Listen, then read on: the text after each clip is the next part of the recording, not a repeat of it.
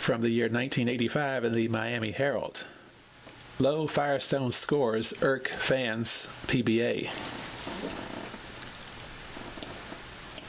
Everybody talks about scoring conditions in bowling, but no one seems to be able to do anything about them. In the old days, bowling was simpler.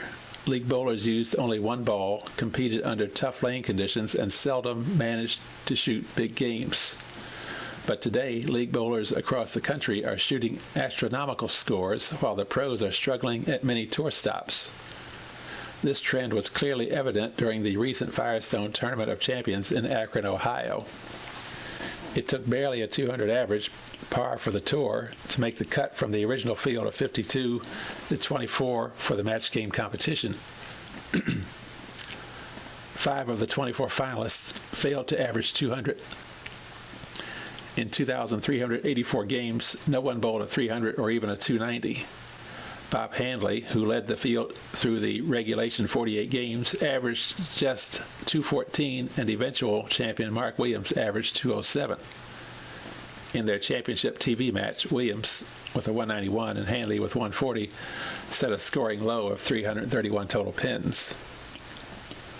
The fans, many of whom drove from many miles and paid top prices to watch the Firestone competition, thought they were being shortchanged.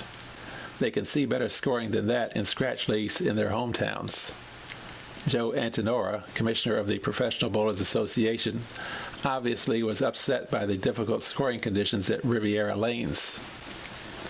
But frankly, I would rather discuss difficult scoring conditions than trying to explain how the whole field averaged 230 to 235 on an artificial scoring condition, Antonora said at a press conference.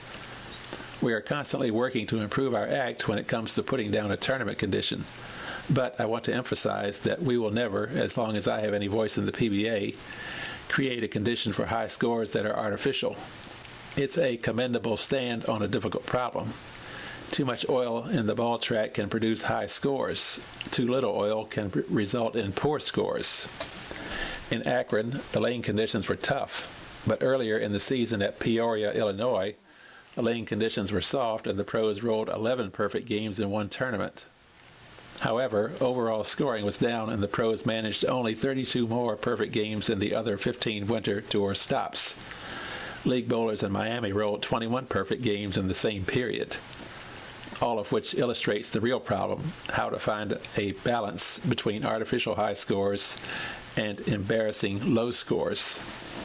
Somebody in the PBA had better come up with an answer fast, or bowling fans, especially those who watch the Tube on Saturday afternoons, are going to be turned off to the Summer Tour, which will be shown live by ESPN starting June the 12th.